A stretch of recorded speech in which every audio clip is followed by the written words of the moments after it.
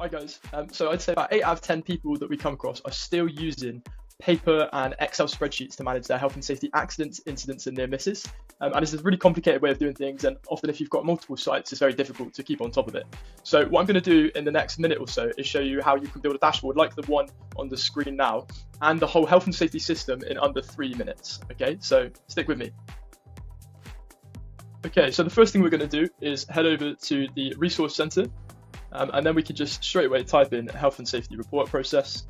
So there's my health and safety report process. So this is a template that we provide for free that will set you up for accidents, incidents, and near misses. So I can just click on that and I can add this process to our system.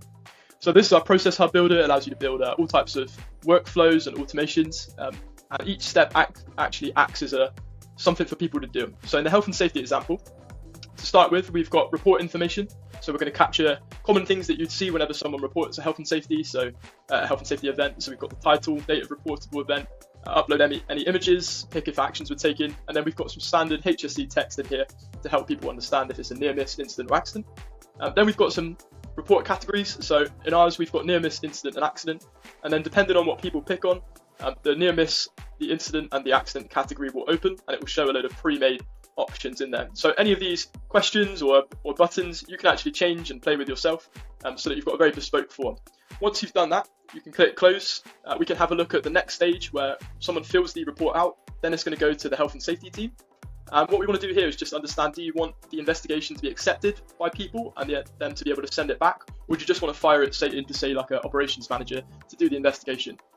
So in this example, we have the ability using one of our decision fields to actually accept or reject the health and safety process back. But let's say you don't want to do that, and in your situation, you just want to send an investigation to someone and make sure they do it. You can go to the report stage. We can click to change this to go straight to the investigation, click investigation required, and then delete the investigation step optional bit out. And now our process flow has changed immediately so that we have the option to close it with no further action, to send it for review, and maybe for someone to raise a couple of actions like a light investigation.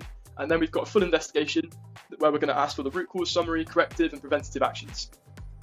And we can automate who this goes to, so groups and different people. Obviously bigger companies, you might want it to go to health and safety reps in each of your facilities or your buildings, and we can talk about that another time, but this is just to get you going. So we can click save, and then we would click save on this top button up here. So what that will do is add a health and safety process like the one that I pre-made over here. And the way it looks when people are filling it out is like this. So when you click start a process, you've got the report information. We can have the date in there. We can autofill the date if you wanted to. We can have a drop down of your different sites and locations to try and make it as quick as possible for people to fill it out. We've got all the different types we can put on the body map, depending on what the category is. So if it's an incident, then the incident categories pop up, and so on and so on. Once this is done, we're going to send it to Bob, who's our health and safety manager. You can see that's now currently with Bob Smith, and we've got all the detail in this page here. You might be thinking, well, what if I want to download it to Excel? That's not a problem either. You just click the entries table, and then you can click download as Excel. So I'm almost under the 5-minute time frame.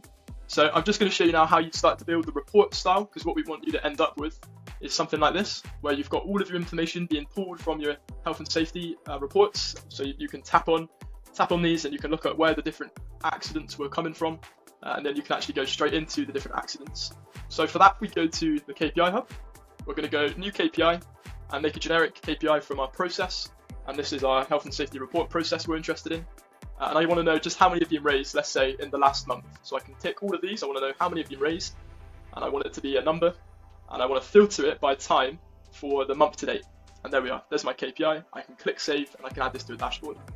What if I want to know more detail? So if I go field and I want to find out in terms of our categories, what are the categories that we've been having accidents for? So maybe it's select the correct category. So all of them so far this month have been incidents. But if I go back to in total, we can now see that we've got incidents, near misses, and accidents on here as well.